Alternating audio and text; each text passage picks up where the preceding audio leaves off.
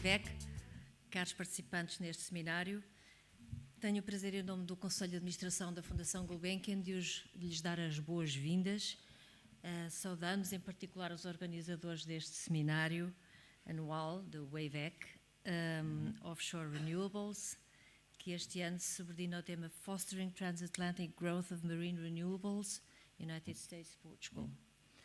A Fundação Gulbenkian desenvolve, já há 2 anos desta parte, uma iniciativa chamada Iniciativa Gulbenkian Oceanos, dedicada à valoração dos serviços dos ecossistemas marinhos, com o intuito de contribuir para que estes serviços possam ser considerados como ativos do nosso capital natural e que, nessa medida, sejam reconhecidos como tal, quer pela economia, quer pela sociedade.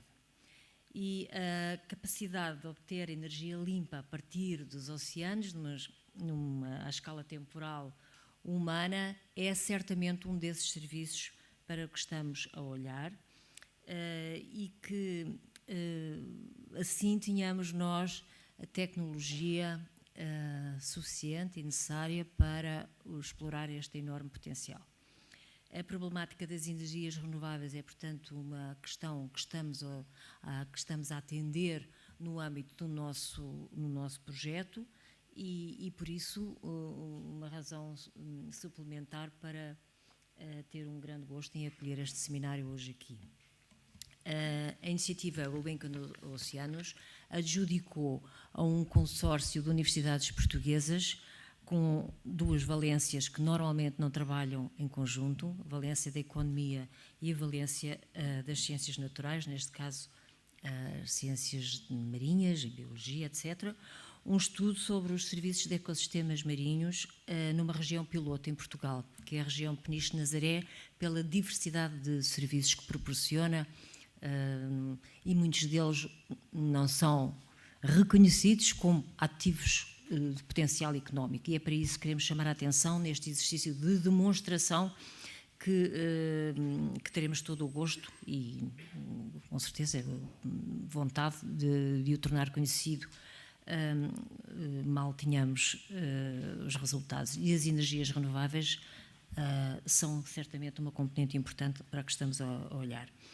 Contamos, portanto, que este exercício de demonstração possa ser importante também para os vossos trabalhos e com certeza teremos muito a aprender uns com os outros. Muito obrigada. Mrs. Teresa Patrício Gouveia, Ambassador Robert Sherman, ladies and gentlemen, first of all, good morning and thank you for coming. I have to give a special thanks to the Gulbenkian Foundation for allowing us to use this magnificent building and environment, and also to the US Embassy and American Chamber of Commerce for co-organizing this event with us. You may know that Portugal and US for several years have been trying to promote wave energy, this time also floating offshore wind. And indeed, a memorandum of understanding was signed between the 2 governments a few years ago. And possibly this is the first step, or the first common action that we do together. And hopefully it will be the first of forthcoming joint actions. We have a lot of expectations with respect to this seminar. This is an opportunity to strengthen relations between the 2 countries in these areas of marine renewable energy.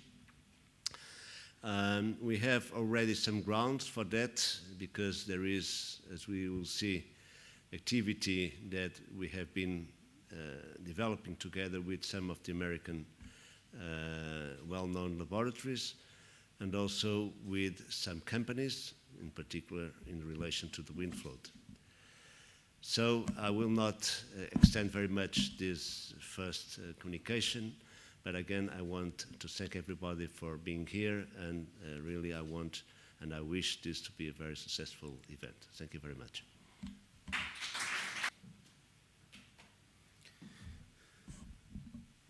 Bem-vindos. É prazer para mim estar aqui hoje, mas vou falar em inglês, okay? Thank you. Welcome to everybody. It's a pleasure for me to be here. I am Robert Sherman. I am the United States Ambassador here in Portugal. And before I begin, I want to thank our hosts. I also want to thank the Gulbenkian Foundation for hosting this important event. I want to thank WavEC, our partners at the American Chamber of Commerce, the Luso-American Foundation, Enterprise Europe Network, and the Portuguese Innovation Agency for your strong support of this event. Muito obrigado. You know, in Portugal, the sea has long played an important role. The ocean siren song has lured Portuguese sailors for centuries.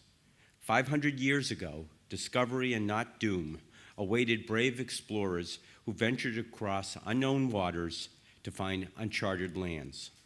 For generations of Portuguese explorers, the ocean held unbound opportunity. These discoveries and the subsequent mix of distant civilizations and cultures defined world history for the following 500 years. America itself was born of this transatlantic cross-pollination.